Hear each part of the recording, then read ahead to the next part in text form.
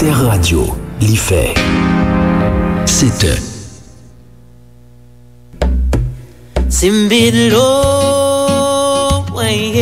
Bonjour, ici Malou Beauvoir sur Alter Radio. Alter Radio, l'idée frais.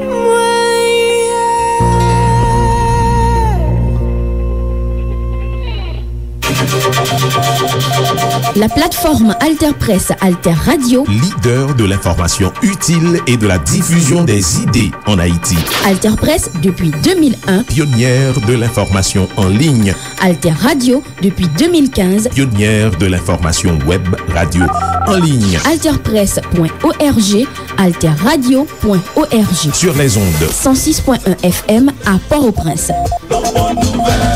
La plateforme Alter Press Alter Radio pour l'émergence d'une population bien informée. Bien informée. La plateforme Alter Press Alter Radio, leader de l'information utile et de la diffusion des idées en Haïti.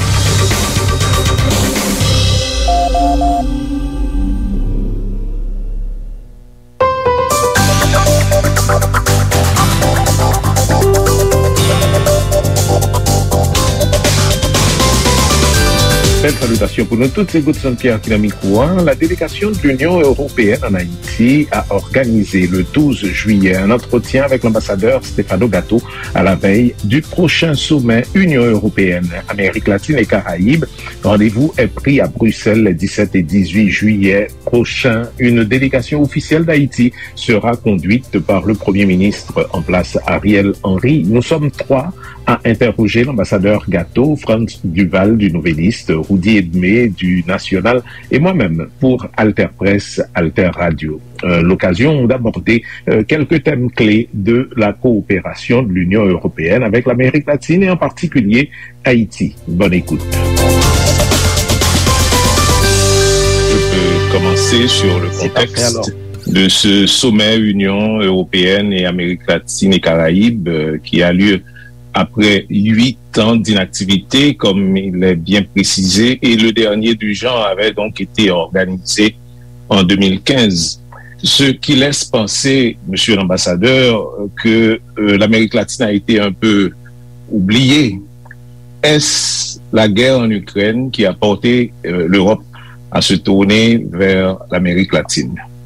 Est-ce que vous savez que la région Amérique a été soumise à une forte polarisation politique au cours de ces dernières années à cause de la polarisation politique au sein des pays d'Amérique entre pays d'obéissance, disons, ou des visions plutôt gauchistes et pays qui avaient des visions autres. Un fossé s'est créé pendant un certain nombre d'années. La situation politique a changé maintenant, il y a eu des élections qui ont changé la donne. Les problèmes étaient essentiellement la présence ou pas d'un gouvernement reconnu au Venezuela. Vous savez qu'il y a eu une fracture pendant 5 ans là-dessus. Et donc, les conditions politiques pour avoir les sommets au plus haut niveau. C'est-à-dire qu'on a oublié de travailler au cours de ces années-là avec l'Amérique latine. Évidemment, tout la politique de coopération continuait, mais il n'y avait pas les conditions pour avoir les sommets. Vous mentionnez l'Amérique latine, mais avec ça, je ne veux pas oublier les Caraïbes. C'est tout simplement que l'Amérique latine et les Caraïbes est un peu longue, donc je dis l'Amérique latine, mais ça comprend les Caraïbes. La principale initiative qui va être présentée au sommet est les Global Gateway. Vous avez du matériel de référence. Les Global Gateway vont être un redémarrage de nos relations entre les pays d'Amérique et les pays européens. C'est pas une réponse formelle au programme chinois et américain, mais finalement, il va un peu dans la même. En Europe, nous avons vécu une grande débâcle, comme tout le monde, mais en Europe encore plus forte, en termes de l'impact de la Covid sur nos économies entre 2020 et 2022.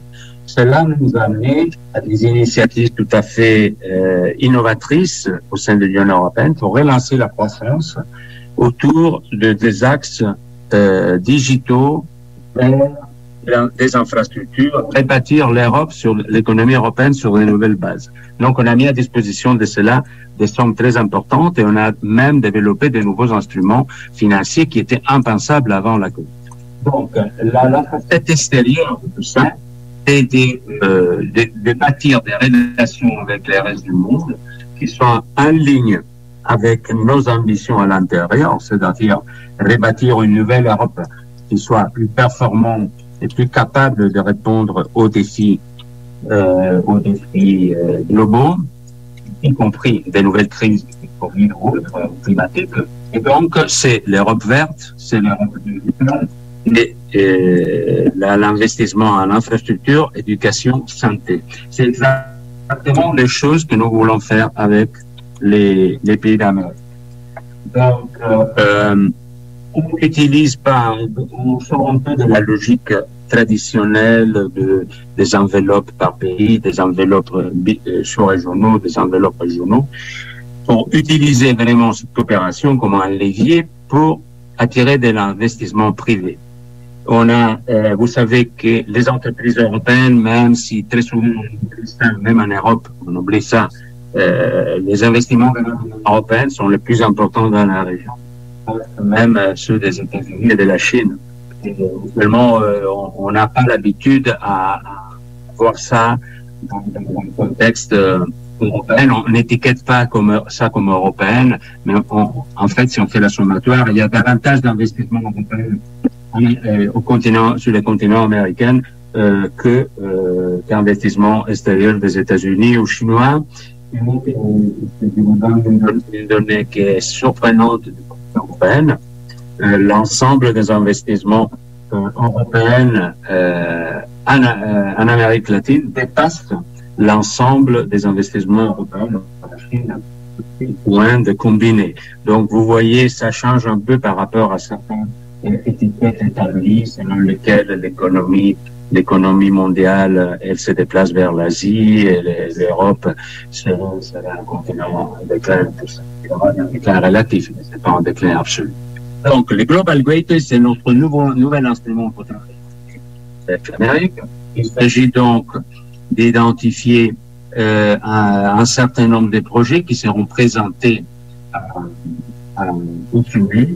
Dans chaque pays, on a un certain nombre de projets qui sont des projets du secteur privé, mais qui sont facilités, annoncés et encadrés par l'utilisation aussi des fonds de coopération, soit de l'Europe, soit des organismes financiers qui nous appuient. Donc, en fait, ce qu'on fait, on identifie dans chaque pays des projets bancables, des projets une composante d'innovation, verte, une composante investissement, et qui permettent d'amener donc des technologies performantes à la région et donc permettent d'approfondir la relation économique entre nos entreprises, entre ces équivalents en Amérique, et donc on sort un peu de la logique d'aide publique et on rentre vers vraiment le partenariat. Dans le cas d'Haïti, on avait la difficulté, et le pays Haïti est un peu sur un autre longueur dans ce moment, à cause de sa crise intérieure, et donc effectivement, présenter Haïti comme un pays d'intérêt pour nos investisseurs, c'est pas immédiatement jouable, mais on a tenu ici de la délégation Haïti, on a quand même tenu à avoir Haïti présent dans la liste des projets. Donc on a un projet quand même dans le domaine de l'éducation qui représentera Haïti et sur lequel on est en train de travailler. À ce moment, proposer Haïti à des investisseurs, nous avons en fait des difficultés à garder les compagnies européennes qui travaillent en Haïti. Et je ne parle pas des toute partie, je parle même des entreprises qui viennent exécuter des programmes de notre coopération en Haïti. C'est très difficile de les garder ici et en principe, elles veulent résilier, elles veulent partir avant de conclure leur projet parce que les conditions de sécurité sont celles que vous connaissez et donc ça pose vraiment des problèmes. Donc, c'est pas vraiment le moment pour faire une grande campagne d'attention d'investissement étranger à Haïti. Donc là, il faut que nous travaillions pour préparer l'avenir. En fait, c'est un peu le message, à mon avis, enfin, c'est le message auquel je tiens ces jours-ci. Je parle très volontiers du sommet Union européenne, Amérique latine et Caraïbes, mais j'ai en tête, comme ambassadeur de l'Union européenne à Haïti, une perspective de réussir à faire monter Haïti dans ces cadres, à insérer Haïti dans ces cadres malgré les difficultés. Nous devons travailler à l'Haïti de demain et l'Union européenne doit être là pour préparer l'Haïti de demain. Donc, nous avons une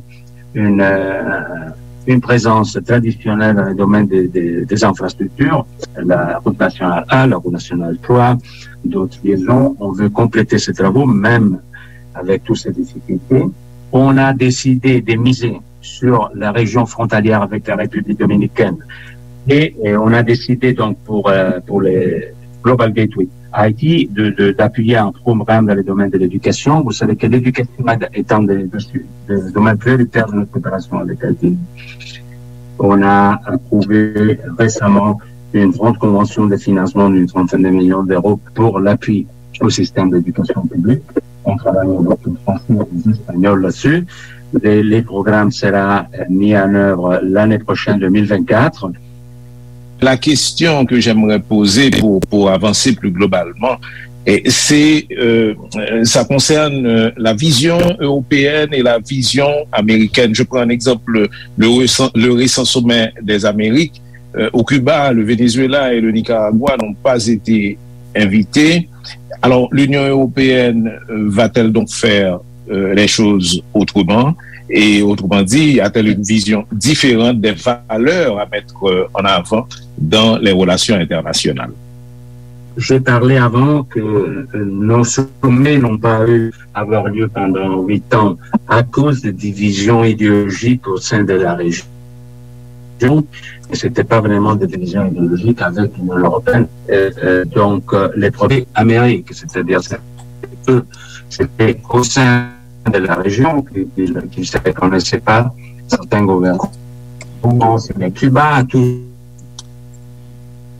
de nos sommets depuis le début. Cuba a toujours fait partie de la famille USLA. Et les autres pays que vous avez mentionnés aussi, c'est-à-dire nous avons, je ne vais pas vous cacher que nous avons, comme Union européenne, une relation plutôt difficile en ce moment avec le Nicaragua. C'est pas un mystère. L'Union européenne n'est pas vraiment d'accord avec l'évolution des choses des dernières années au Nicaragua et disons la réduction de l'espace démocratique dans ce pays. Donc nous sommes très critiques. Les choses ne vont pas de la bonne direction. Mais quand même, c'est pas une raison pour que le Nicaragua soit exclu. Donc le Nicaragua sera partie des échanges politiques, même si c'est un pays qui n'a pas de projet de Global Gateway. Parce qu'il n'y a pas de conditions, n'existent pas en ce moment pour s'asseoir avec les autorités nicaraguayennes avec des ambitions partagées. Donc, OK, ils seront là. Le ministre des Affaires étrangères est confirmé, M. Moncada, mais il n'y a pas de projet en préparation Global Gateway pour le Nicaragua, même si nous avons encore de la coopération bilatérale avec le Nicaragua. La situation avec le Venezuela a beaucoup changé, dans le sens que, effectivement, au cours des 5 dernières années, un nombre important, en fait, des pays de l'Union européenne avaient reconnu la présidence de l'alternative de Guaido. Cette situation est terminée maintenant parce qu'il n'y a plus cette double présence. Donc, il n'y a plus le président Maduro en présidence alternative Guaido, il n'y a plus il n'y a plus une multiplication de structures comme il existait auparavant. Donc, même si les relations restent complexes, mais nous avons une relation opérationnelle avec le Venezuela et donc il est possible que le Venezuela fasse partie de ça. Ceci étant, je défendrai toujours que l'Union européenne est beaucoup plus respectueuse par rapport à d'autres des points qui sont faits dans la région. Donc, nous n'avons pas, à la différence d'autres grands acteurs que j'ai mentionnés, je parle, à qui j'allude, nous n'avons pas d'état d'âme que les électeurs font. Le seul état d'âme que nous avons, c'est que nous tenons à que les élections soient démocratiques. Et donc, le régime de facto ou les élections truquées, c'est pas quelque chose que nous acceptons facilement. Mais pourtant, c'est pas une raison pour complètement interrompre les relations. En fait, la coopération normalement continue avec les sociétés civiles, elle continue dans les domaines économiques. Mais évidemment, nous souhaitons le renforcement de l'état de droit, de la démocratie et du respect des droits de l'homme. Donc, on est un peu moins jugeur, un peu moins, je dirais qu'on n'interfère pas dans la vie politique américaine, mais on ne cache pas nos opinions non plus. Et donc, je pense que notre relation, en fait, est assez mûre et assez productive, je pense. Oui, monsieur l'ambassadeur. Oui. Alors, je sais aussi que de ce côté de l'Amérique, on a la sensation que l'Europe est loin. Alors, quand je dis loin, pas seulement géographiquement, mais vraiment, on ne sent pas vraiment l'implication de l'Europe dans plein de problèmes que nous avons dans la région. Je sais aussi qu'il y a eu quelques difficultés ces derniers temps avant le sommet pour qu'on arrive à une déclaration commune. Moi, j'imagine qu'entre-temps, les diplomates ont dû résoudre ces problèmes-là. Ça prouve que nous avons beaucoup de travail à faire justement pour rapprocher nos deux continents. Donc, et par rapport à Haïti, je voudrais souligner que peut-être que Haïti n'est pas prêt pour le moment à recevoir des investissements, mais il y a un problème. Nous sommes sur la route des cyclones et on parle beaucoup du climat. Donc, je crois, en plus de l'éducation, il faudrait peut-être voir s'il n'y a pas moyen de mobiliser des fonds dans ce contexte-là par rapport au climat, par rapport au réchauffement climatique et la violence des cyclones, parce que beaucoup de nos pays de la Caraïbe sont obligés de s'endetter après chaque catastrophe naturelle. Donc, je ne sais pas comment vous voyez ça. Oui, je sais que parfois existe cette vision que l'Europe est lointaine, même en Europe, si je parle de l'Amérique latine, quand on parle de l'Amérique latine, on a l'impression que c'est un continent éloigné de nous, où nous avons des entités mineures. Mais après, quand je vois que notre commerce est quand même plus important qu'avec tous les grands partenaires que j'ai mentionnés avant, en 2021, qui était quand même une époque avec le Covid, notre commerce bilatéral était quand même de 210 milliards d'euros, donc c'était pas rien. On a quand même une présence importante. Certes, elle est défiée maintenant par la montée en puissance des investissements chinois. La présence chinoise elle est très importante. Peut-être Haïti, c'est un peu la différence. Moi, j'ai eu un parcours très particulier parce que je suis familiarisé avec les pays qui ont des relations avec Taïwan. Parce que j'ai servi les 3 derniers pays où j'ai servi, c'était Guatemala, Salvador et Haïti. Donc, j'ai été très familiarisé avec ça. Donc, par rapport au débat de mes collègues qui s'inquiètent de la présence croissante de la Chine populaire, bon, c'est pas vraiment mais quand même, la Chine, elle est beaucoup plus présente qu'avant. Par rapport aux États-Unis, c'est vrai que la région regarde beaucoup plus aux États-Unis, mais si on regarde les chiffres économiques en ce qui concerne l'Amérique du Sud, en fait, l'Europe a encore davantage de présence par rapport aux États-Unis. C'est pas la même chose pour l'Amérique centrale et les Caraïbes, qui évidemment sont tournés vers les États-Unis de façon beaucoup plus nette. Et sur la présence politique, bon, alors là, vous avez raison qu'en fait, sur certaines questions politiques dans la région, parfois nous avons une présence, c'est seulement par le biais de notre coopération que nous agissons, et très souvent c'est silencieuse. J'étais au Guatemala avant 4 ans de 2016 à 2020. Alors, vous savez que le Guatemala est un pays frontalier et il n'y a pas une frontière reconnue entre les deux parties. C'est-à-dire, il y a une ligne de démarcation qui n'est pas considérée comme frontière officielle, ni par le Guatemala, ni par la Belize. Je ne vais pas dans les détails de la situation. Heureusement, c'est une frontière qui est relativement calme, dans le sens qu'il n'y a pas énormément sauf le trafic de drogue qui est quand même important dans cette région-là. Et la chose qui sûrement vous étonnera, c'est de savoir que les activités de facilitation entre le Guatemala et le Belize qui ont décidé de soumettre leur dispute territoriale à l'autorité de la Cour internationale de justice, sont en train de présenter leur argument et je pense qu'ils ont 2 ans pour que la Cour internationale de justice donne donc une délimitation définitive de la frontière. Alors, vous imagineriez que les activités de l'Organisation d'État américaine de supervision de cette frontière, de prévention des incidents tout au long de la frontière, et même le financement du bureau des représentations de l'OEA. Vous savez, il y a un bureau qui est entre les 2 frontières, entre les 2 villes, Melchor de Mencos et l'autre, je ne me souviens plus, du côté bélisien. Et donc là, tout ça, vous savez qui finance tout ça? 100% l'Union européenne. Parfois, la diplomatie silencieuse, elle a plus de succès, des grandes déclarations, des grands programmes, de grandes ambitions qu'on dit, bon, on va régler ça, tout ça, mais après, quelles sont les choses? Je ne dis pas qu'on serait capable de reproduire la même situation dans toute crise, parce que sinon, je serais gêné à proposer de faire la même chose à Haïti. Ma réponse est donc, c'est pas forcément vrai que l'Union européenne et que l'Europe est éloignée d'Amérique. Honnêtement, moi, j'ai choisi de ne pas abuser l'usage de la parole dans ma première année à Haïti, parce que je m'étais dans une situation si complexe ici. Avant de parler, il faut vraiment comprendre que ce que nous pouvons dire. Parce qu'honnêtement, c'est lancé dans des grandes analyses, des grandes leçons dans un pays d'une complexité comme celle-ci, écoutez, c'est mieux quand même de faire ce que nous savons faire mieux, c'est-à-dire exécuter de la coopération, suivre les dossiers dans lesquels nous pouvons apporter quelque chose, peut-être on parlera, mais quand même ne pas léser la part de l'ambition là où, parce que nous avons déjà vu plusieurs acteurs qui se sont lancés avec des grands plans, des grandes ambitions, des grandes visions, et après le résultat on était pratiquement nul.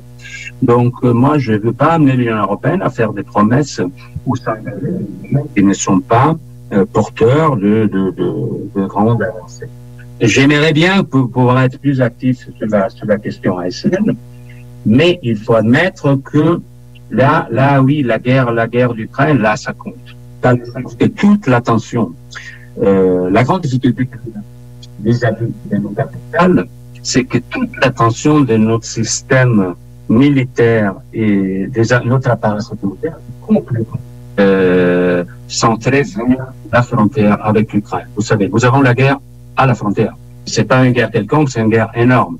Donc, honnêtement, proposer à nos appareils à nos armées, à nos appareils de sécurité, de s'engager sur Haïti quand nous avons l'armée russe à 300 km de l'Union européenne, c'est quand même assez complexe. Donc, c'est vrai que la conjoncture n'a pas été bonne pour pouvoir mettre Haïti au centre de nos débats sécuritaires.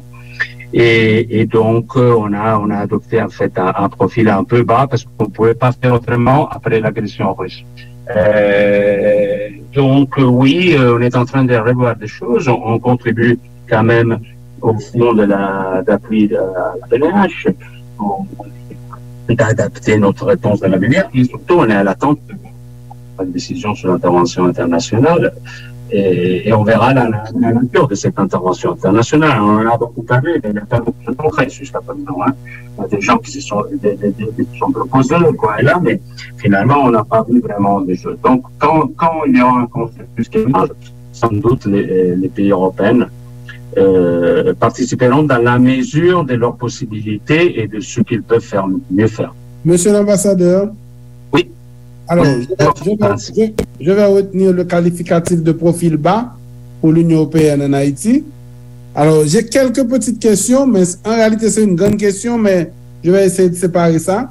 Je vais vous laisser répondre à chaque fois. Il était question que l'Union européenne apporte un appui budgétaire au gouvernement. À chaque fois, cela a été différé. C'est toujours quelque chose qui est en cours? Oui, tout à fait. Non, quand je me réfère au profil bas, je me réfère aux aspects sécuritaire, parce que je connais les matières dans lesquelles nous pouvons l'apporter, et dans les domaines de la sécurité, nous ne pouvons pas être en première ligne, nous ne pouvons pas être les protagonistes. Il y a des pays beaucoup plus d'Haïti qui ont des capacités beaucoup plus grandes que les nôtres, donc honnêtement, ça serait impossible, inenvisageable d'aller proposer, la guerre d'Ukraine continue, de dégager des forces pour des initiatives. Nous avons des instruments dans ce domaine. Nous avons une politique de défense commune qui finance une dizaine de missions entre Europe de l'Est et Afrique. Donc, c'est pas que nous le faisons pas, ça comme Union européenne. Tout simplement, on n'envisage pas de faire ça à Haïti pour l'instant. Alors, ce qui concerne l'appui budgétaire, là, c'est même notre comportement le plus, je dirais pas le plus important, le plus significatif, mais c'est quand même important. Un aspect qui nous trouvons qui, malgré la possibilité du cadre économique, donc économique et monétaire raisonnable, donc, nous avons besoin d'indicateurs positifs en termes de gestion pour que ça puisse redémarrer. Ça avait été bloqué il y a quelques années, mais on est en train de redémarrer tout ça. Le dialogue avec les ministères des économies et l'économie et des finances est plutôt bon. On a eu plusieurs réunions de coordination à cet aspect. Les ministères ont demandé les 2,5 millions d'euros qui est en cours. Je pense qu'elle sera payée en la fin. Nous sommes assez positifs. Du côté haïtien? Parce que nous suivons... Oui, excusez-moi? Non, du côté haïtien. J'ai pas entendu. Du côté haïtien, on dit à chaque fois vous cherchez de nouveaux prétextes pour ne pas faire de décaissement. Non, c'est pas les nouveaux prétextes. Je comprends la position, mais c'est pas en fait nous comme délégation, nous appuyons ce paiement. J'ai insisté énormément avec mes interlocuteurs à Bruxelles pour qu'on puisse avancer. La raison pour laquelle on avait arrêté ces contributions, c'était le manque de clarté dans le passé sur l'utilisation des fonds. C'est un point qui est très sensible du point de vue politique. Et donc, avant de se lancer, nous devons un peu lutter contre cette impression, parce que malheureusement, la situation politique n'a pas beaucoup progressé à Haïti. On n'a pas eu d'élection, on n'a pas un gouvernement issu d'élection. Donc, présenter tout ça à Bruxelles, dans le sens de dire tous les problèmes ont été résolus, maintenant la transparence est là, maintenant la gouvernance est là, c'est un peu difficile. Donc, nous devons un peu faire face à ces réticences. Mais la chose est en cours, du point de vue technique, les choses avancent. Et j'aurais voulu avoir le décaissement déjà au premier semestre, ça sera plutôt pour le deuxième semestre. Ma prévision est que ces décaissements, ces paiements aura lieu et que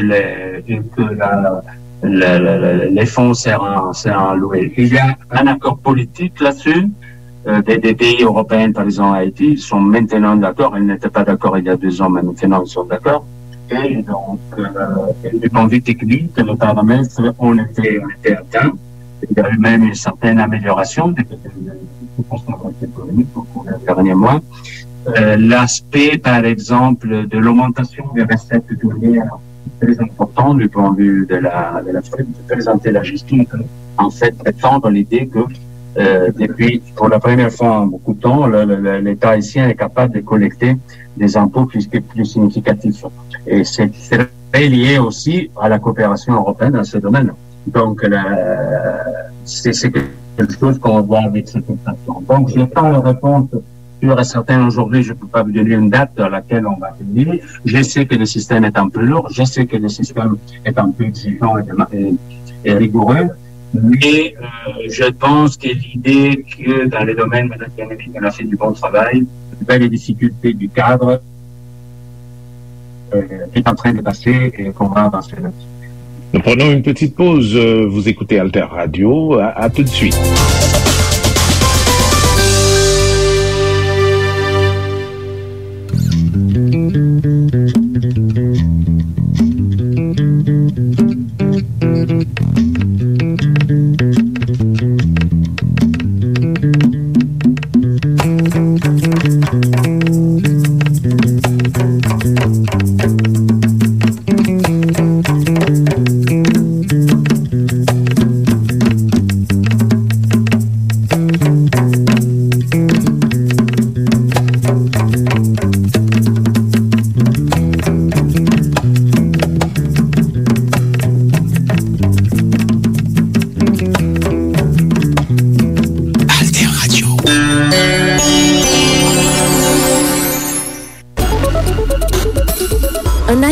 nous parler pour communiquer. Le pouvoir de la parole. C'est qu'on y a pour créer histoire. Ou pas maîtriser son travail à faire. Moi, pas qu'on réflexion nécessaire. Si ça nous classe, on directeur sans professeur. Il est capable de prendre leçon. Je dis, c'est professeur de Chamieto. Le monde a bougé, tout le monde continue à parler. Non, ben la Saint-Ti, ben on tire l'argent. Faut qu'on dépistage qui fait des pouvoirs, on prise en charge. On nouveau vivre ensemble. Au niveau organisation paysanne, on a fait pression. Moi, c'est celle qui mise sous pied pas tomber. Le régime côté nous sentiments libres. La liberté d'expression assumée. Pendant société yo a changé, radio était un gros moyen information, partage l'idée à distraction. 106.1 FM Alter Radio. Pas rater yon point lien dans programme Alter Radio. Écoutez Alter Radio sur internet, connecté sur TuneIn ak Zeno. Écoutez, abonnez, partagez.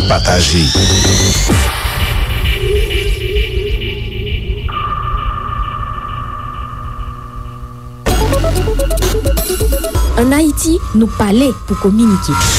Le pouvoir de la parole. C'est qu'on y a pour créer histoire. Ou pas maîtriser son travail à faire. Moi, pas qu'on réflexion nécessaire. Si ça nous classe, on directeur sans professeur. Il est capable de prendre leçon. Je dis, c'est professeur de Chamieto. Le monde a bougé, tout le monde continue à parler. Non, ben la Saint-Ti, ben on tire l'argent. Faut qu'on dépistage qui fait des pouvoirs, on prise en charge. On nouveau vivre ensemble. Au niveau organisation paysanne, on a fait pression. Moi, c'est celle qui mise sous pied pas tomber. Le régime côté nous sentiments libres. La liberté d'expression assumée.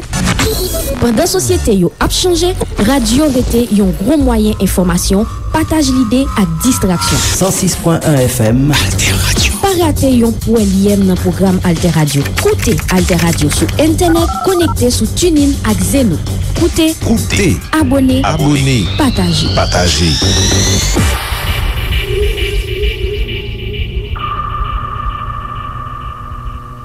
Ministère de l'Éducation nationale, la formation professionnelle, fait tout directeur l'école, élèves, ensemble avec parents au songé, date examen l'État année 2023 a organisé année ça. Sorti 17 pour arriver 19 juillet, examen 9e année fondamentale. Sorti 17 pour arriver 21 juillet, examen pour élèves l'école normale institutée ak élèves centre éducation familiale. Sorti 31 juillet pour arriver 3 août 2023, examen fait études secondaires pour élèves classe secondaire 4 et puis examen deuxième session pour élèves recalés baccalauréat. Sorti 6 août pour arriver 1er septembre, examen pour élèves centre formation technique et professionnelle. Ministère éducation nationale et formation professionnelle comptez sous collaboration tout le monde pour examen l'état yo bien passé dans intérêt toute société.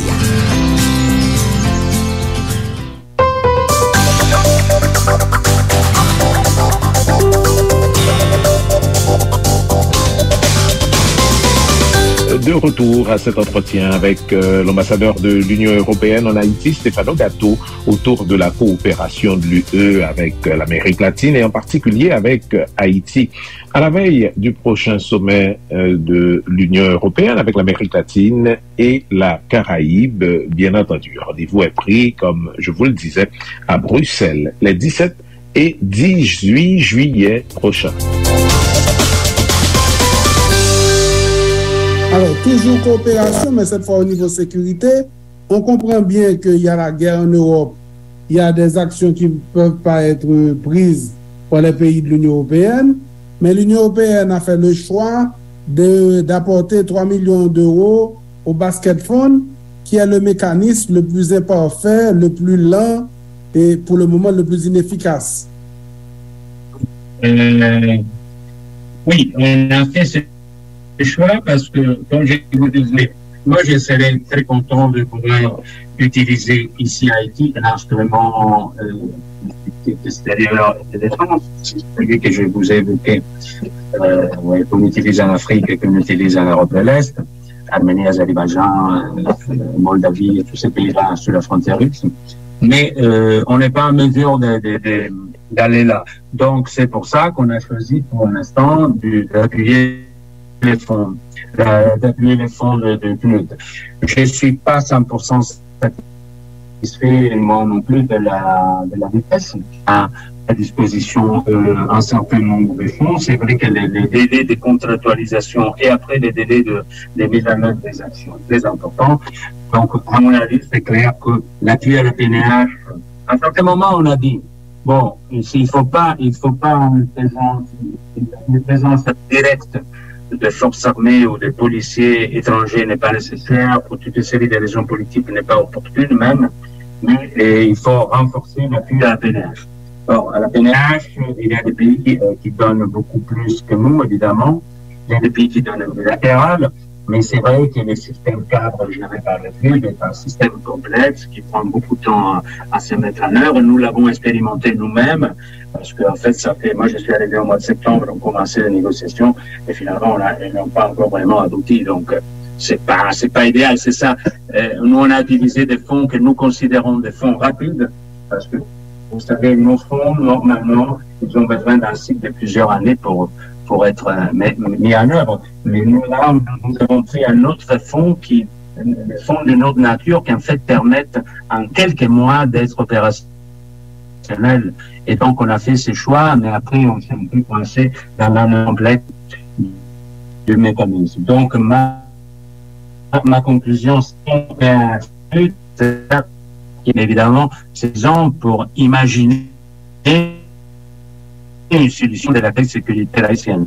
Donc, ça c'est d'imaginer que le problème de sécurité a été grâce à l'appui de l'âge venant du fond. Il faut ça. Nous, comme Union européenne, nous avons préféré de choisir ces démarches-là en sachant que nous n'avons pas de conditions pour la place des lignes et en sachant qu'on ne pourra pas envisager la présence de forces armées ou de policiers, comme ça a été dans le passé. Nous devons passer par les mécanismes multilatéraux qui existent. Or, les mécanismes multilatéraux ont leurs difficultés, leurs limites. Oui. Deux petites questions. Oui. Il est à question que l'Union européenne aussi applique des sanctions contre certaines personnalités haïtiennes. Cela n'a pas abouti? Bon, les discussions sont en cours. Il n'y a pas une décision. Alors, nous avons adopté automatiquement les sanctions onusiennes. Vous savez que les sanctions onusiennes, finalement, elles vont très, très doucement. Les sanctions onusiennes ne portent que sur une personne, pour l'instant, et que les panels d'experts va atteindre ses conclusions à partir du mois de septembre. Automatiquement, les personnes qui seront sanctionnées par les Nations Unies le seront aussi par l'Union européenne, par le mécanisme automatique d'adaptation de ces sanctions. Au-delà de ça, je ne vous cache pas qu'à Bruxelles, on discute au sein du Conseil européen, il y a une proposition d'adopter nos propres sanctions européennes, mais il n'y a pas encore une décision. Il y a plusieurs éléments à tenir en compte. Et ce n'est pas forcément sur les mêmes personnes qui sont sanctionnées par les États-Unis, le Canada ou la République dominicaine. Ça serait un choix autonome, mais il n'y a pas vraiment. Et là, on a une division, disons, entre deux positions. Il y a des pays qui disent attendons les Nations Unies et suivons les Nations Unies, ça suffit. Et il y a d'autres qui pensent qu'un régime autonome de l'Union européenne, c'était plus convenable. Moi, j'étais assez pour. Je parle personnellement, comme Stefano Gatto, ambassadeur, j'étais relativement favorable à l'adoption des sanctions à la fin de l'année passée, quand les États-Unis et le Canada ont commencé à les adopter. Les moments où on n'a pas fait ça à ce moment-là, maintenant je suis un peu plus à l'écoute de voir vraiment comment ça s'est produit, parce que finalement, je suis pas tellement clair non plus sur l'effet des sanctions. Donc, bon, ok, c'est un débat qu'on a. Je pense que sans doute, on aura une définition d'ici la fin de l'été au début de l'automne. Alors, je parle des sanctions autonomes européennes. Je ne parle pas des sanctions des Nations Unies qui seront sans doute adoptées par l'Union européenne. C'est déjà prévu. Ok. Maintenant, ma dernière question, pour passer la parole aux autres. Vous déroulez le tapis rouge pour le Premier ministre Ariel Henry. Démocratiquement, il a quelques faiblesses. Mais si l'Union européenne a décidé de le faire, enfin, il faut au moins reprendre des relations un peu plus fortes avec Haïti. À quoi on peut s'attendre à l'issue de ce sommet? Tout d'abord, nous sommes très contents qu'on a insisté. J'ai dit qu'on n'oublie pas Haïti dans le cadre de la nouvelle politique vis-à-vis de l'Amérique. Même si Haïti ne colle pas tellement, la condition actuelle d'Haïti ne permet pas vraiment de l'avoir en première ligne au niveau des pays comme l'Argentine, le Brésil, le Mexique. C'est pas un pays porteur en termes d'investissement, mais on a voulu quand même, on a tenu à insérer au moins un projet pour Haïti. Au-delà de ça, je pense qu'on va continuer les relations actuelles axées sur terminer les projets d'infrastructure qu'on a commencé. Donc, on a des difficultés à les terminer à cause de la situation sécuritaire. Avec les contractants qui veulent quitter les pays, ont quitté les pays et donc on a du mal à les faire revenir. Et on a du mal aussi à passer leur contrat à d'autres exécutants. Deuxièmement, la sécurité alimentaire, c'est un des domaines les plus importants en termes budgétaires dans lesquels nous allons être très actifs à partir du deuxième semestre. Et l'éducation dans laquelle on a signé quand même une convention de financement à la fin de l'année passée qu'on va mettre en œuvre aussi en 2024. Au-delà de l'aide budgétaire que je vous mentionnais avant, qu'on va faire redémarrer, on l'avait trouvé quand même arrêté. Donc, je dirais qu'au cours de l'année de ma présence, on a quand même revitalisé pas mal de choses qui étaient sur des rails plutôt morts. L'expérience que j'ai eue dans la dernière année ici à Haïti, est qu'à Haïti, il y a la conviction que tout le monde suit les questions haïtiennes de très près et que la communauté internationale est très occupée sur Haïti. Alors ça a été le cas. Ça a été le cas dans le passé, en 2010, aux années 90, l'élection d'Aristide et tout ça. Ça a été le cas après avec le tremblement de terre. C'est plus le cas du tout maintenant. En ce moment, vraiment, Haïti est vraiment, c'est un cas qui est devenu relativement périphérique dans les débats internationaux. Moi, j'ai énormément du mal à voir les noms Haïti qui apparaissent dans aucun débat en Europe et aucun débat, aucune présence sur les médias européens et très peu de présence dans les débats politiques en Europe. Donc, on a vu quand même les États-Unis, le Canada, plus récemment la CARICOM s'intéresser au cas haïtien, ce qui est bien parce qu'il fallait quand même bouger les choses. Mais la présence d'Ariel Henry et du gouvernement haïtien à Bruxelles est importante parce qu'il permettra, il y a une table ronde sur la question de la sécurité, sur la question du crime transnational. Donc, il est très important que là, Haïti fasse sentir sa voix parce que on a un peu oublié l'existence d'Haïti au cours des dernières années. Période Covid, après les problèmes politiques, donnent à l'extérieur et donnent l'impression d'un casse-tête sans solution. Et donc, le casse-tête sans solution, la communauté internationale se trouve, je ne peux pas parler pour la communauté internationale, mais l'Union européenne se trouve un peu dans la situation de dire, écoutez, c'est un casse-tête, ça fait des décennies que Haïti est dans les troubles, on a pris l'initiative, ça n'a pas vraiment marché, on a essayé d'aider, ça n'a pas vraiment marché, il y a quand même des pays plus près du scénario haïtien qui devraient être en première ligne. Et donc on a décidé de suivre un peu, de ne pas vraiment prendre l'initiative, mais de suivre un peu l'évolution des choses. La seule chose, on n'est pas en mesure d'assurer un proactivisme énorme dans les domaines sécuritaires, parce que là, c'est une bataille perdue. On n'arrive pas à convaincre le gouvernement européen à envoyer, à dégager des ressources pour la question sécuritaire à Haïti, si les pays de l'hémisphère n'arrivent pas à le faire eux-mêmes. Pourquoi? Comment on va défendre que les États-Unis, le Canada et les pays d'Amérique latine, avec des possibilités comme explique l'Argentine, le Brésil, ne le fassent pas, et que ce soit l'Union européenne de venir se mêler ici de ces questions.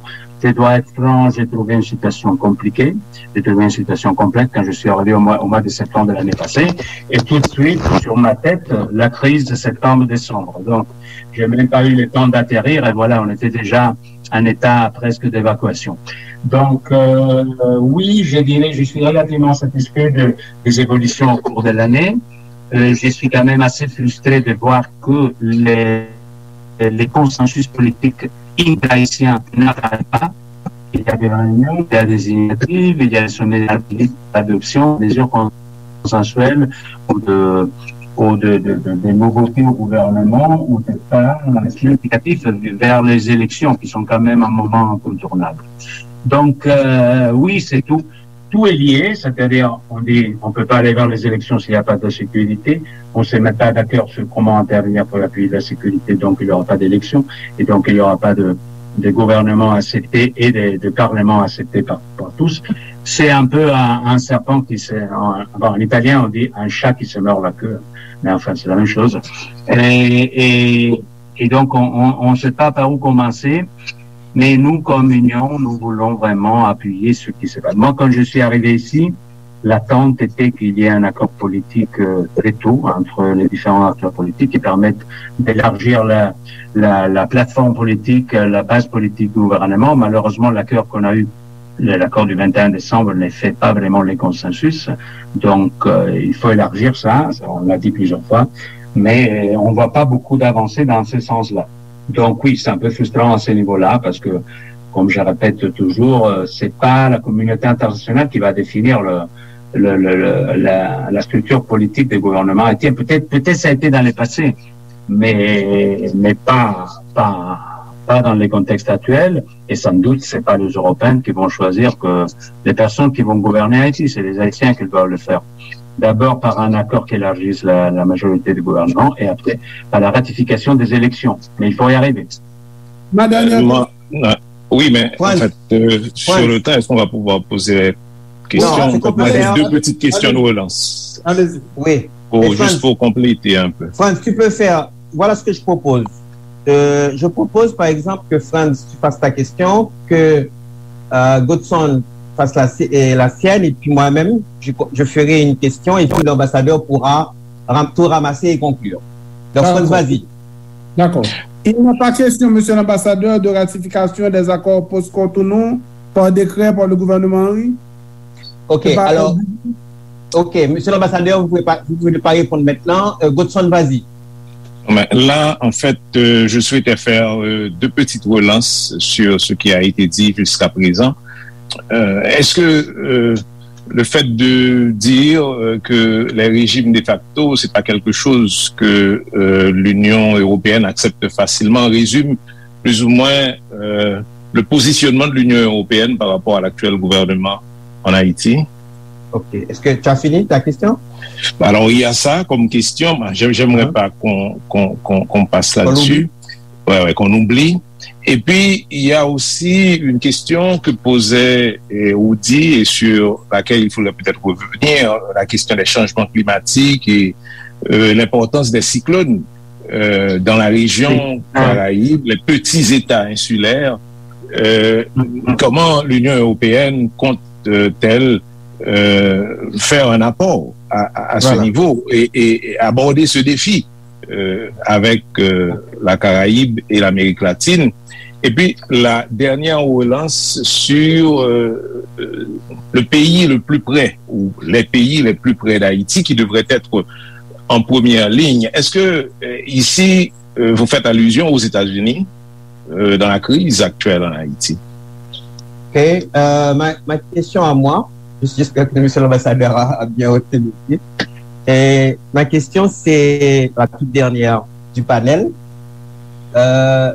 Il y a dans la mouture de projet que je vois qui a été présenté pour le sommet, il y a il y a de l'argent public, il y a de l'argent privé et il y a de l'argent des banques, des grandes banques multinationales. Maintenant, la question, c'est que ce sont des banques qui ont été configurées depuis 1945 sur des modèles de Bretton Woods. Et leur mécanisme de financement reste un petit peu très en retard par rapport aux mutations actuelles du monde. Est-ce que de ce côté-là, je sais que ces grandes banques, pour les réformer, ça prend du temps. Et comment vous voyez tout ça? Comment empêcher que le sommet soit un flop? C'est-à-dire, comme ça s'est passé il y a quelques années, qu'on avait prévu 100 milliards pour la question climatique qui n'a jamais été donnée, comment faire pour que vraiment ça marche? Parce que nous, on aurait aimé que ça marche. Merci. avec la CARICOM, on a une enveloppe comme effectivement la gestion des cyclones.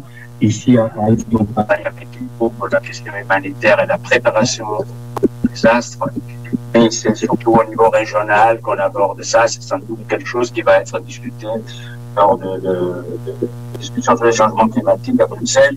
Mais il existe des initiatives et des enveloppes pour ça au niveau régional, parce qu'effectivement, c'est un problème régional abordé au niveau de CARICOM. En ce qui concerne la structure des organismes financiers, je trouve que oui, il est vrai qu'une réforme complète des organismes de défense n'a pas eu lieu en tant que tel, mais il y a eu quand même des évolutions. Et aussi la Banque mondiale et d'autres organismes ont quand même changé un peu significativement leur vision des choses. Ils ont inséré le social, le vert, le digital,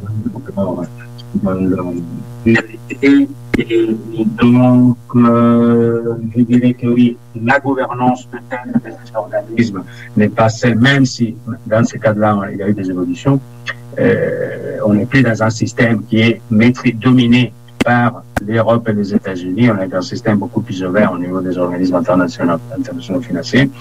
Mais moi, je trouve qu'ils ont quand même changé significativement leur façon de choisir les projets, appuyer les projets et leur choix d'investissement. Pour ce qu'on a dit je pense qu'il y avait une question sur la ratification. Honnêtement, je ne sais pas, je ne connais pas la question. Si les nouveaux règlements indiqués a été ratifié honnêtement, je n'étais pas familiarisé avec cette question. Donc, je ne sais pas vous dire sur la ratification de la politique. C'était qui avait posé la question? C'était France? Familiarisé, mais j'imagine. Ok. Haïti n'a jamais ratifié ces accords et ça traînait. Ok. On en reparlera une autre fois. Non,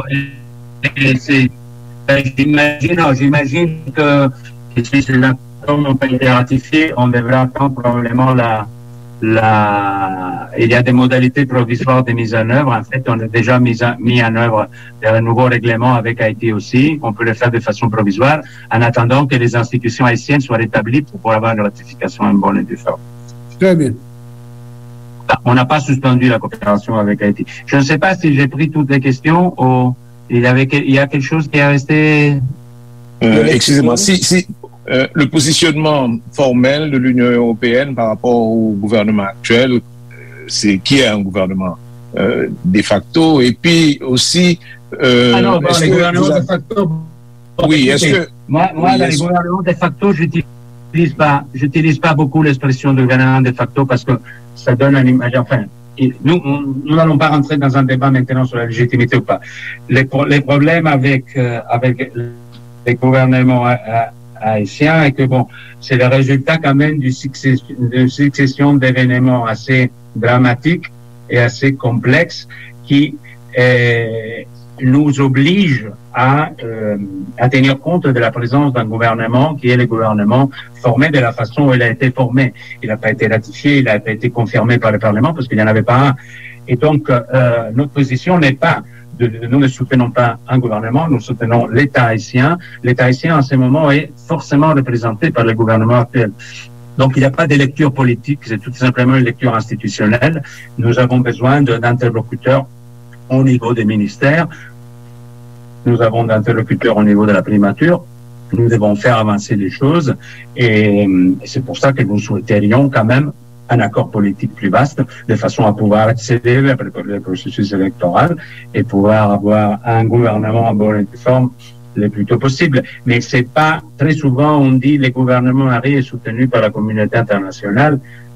Non, en fait, le gouvernement Harry, c'est le seul gouvernement qui existe dans ce pays et c'est le seul que nous pouvons donc avoir des relations avec. Il n'y a pas un jugement sur la constitutionnalité ou pas du gouvernement et tout ça. C'est une situation assez complexe, mais malheureusement l'alternative n'est pas là. Et donc, quelle alternative? La seule alternative que nous voyons, c'est un consensus plus large, et c'est pour ça que ça fait 2 ans que nous demandons un consensus plus large. Or, les acteurs haïtiens ne sont pas vraiment, jusqu'à présent, ils n'ont pas été capables de parvenir à cet consensus plus large. Mais évidemment, les élections les plus tôt possible. Mais nous sommes aussi réalistes et nous savons que les élections, on ne peut pas les tenir comme ça dans le vide. Donc, c'est pour ça que nous souhaitions que les accords s'élargissent et qu'on puisse nommer les conseils provisoires électoral le plus tôt possible et on puisse avancer dans ce domaine-là. Et entre-temps, que la situation sécuritaire s'améliore au moins au point de pouvoir avoir des élections dans ces pays. Donc, il n'y a pas un accord, il n'y a pas vraiment un appui politique, un soutien politique idéologique vers les gouvernements actuels. C'est un appui de facto. Là, j'utilise de facto. C'est un appui de facto. Il faut le faire parce qu'il faut avancer. Merci, monsieur l'ambassadeur. Mais sur la question du rôle que pourrait jouer un pays qui est plus proche d'Haïti, puisque bon, vous avez dit que oui, il y a des pays plus proches d'Haïti qui pourraient être en première ligne. Les États-Unis, par exemple? Non, écoutez, le problème est très simple. Bon, je pensais pas à la République dominicaine, moi je pensais aux États-Unis. Mais je veux dire, c'est très difficile en ce moment d'émergence sécuritaire en Europe. Avec la guerre en Ukraine, vous voyez, la dernière frappe russe était à 60 km de la frontière polonaise.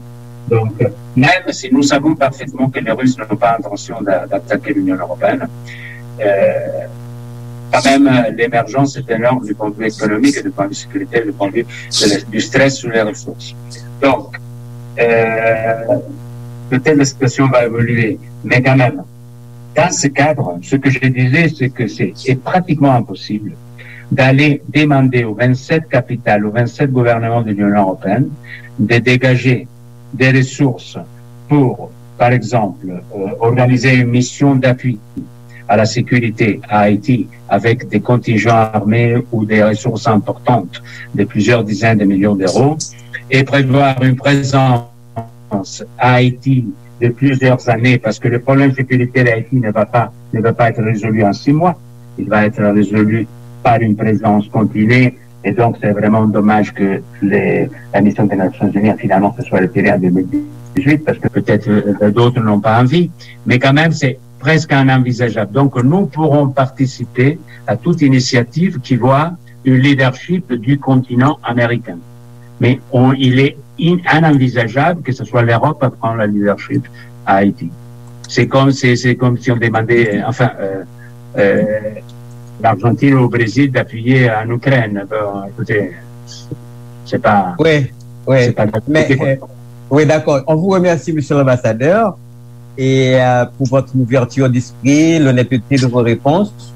Bon, naturellement, nous pensons quand même que si l'Europe veut se montrer empathique, l'Europe devra quand même vaincre certains obstacles, y compris regarder un pays en difficulté et qu'on ne dise pas, par exemple, et c'est vrai, on a raison que bon, parce que ce pays est en difficulté, bon, on n'a pas le temps de s'occuper de ce pays-là. Mais je pense que c'est pas ça l'idée. Moi, je souhaite du succès. Je souhaite du succès. C'est pas ça que j'ai dit, tout simplement. Il faut que d'autres assument aussi leurs responsabilités avant de nous demander à nous de le faire. Absolument, absolument. Et je pense que c'est important. Et bien sûr, vous n'aimez pas beaucoup parler, mais on espère maintenir le canal avec vous pour qu'on soit informé des progrès de cette nouvelle coopération avec l'Amérique latine et la Caraïbe. On vous remercie, monsieur l'ambassadeur. À vous. Merci. Merci beaucoup. Merci beaucoup.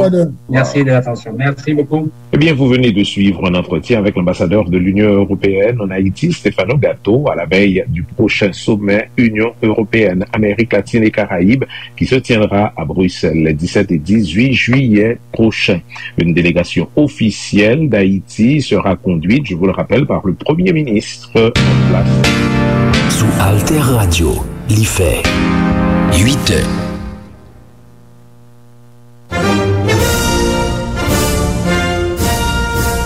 Haïtiens, haïtiennes, il est 8 heures du matin. C'est la montée du bicolore haïtien, le drapeau qui nous unit. N'oubliez pas aujourd'hui de faire le geste patriotique de payer vos impôts et vos taxes. Notre avenir de peuple libre et indépendant en dépend. Le territoire nous rassemble, le drapeau nous unit, le développement du pays passera par le paiement de nos impôts. Solidarisons-nous par l'impôt pour une autre Haïti.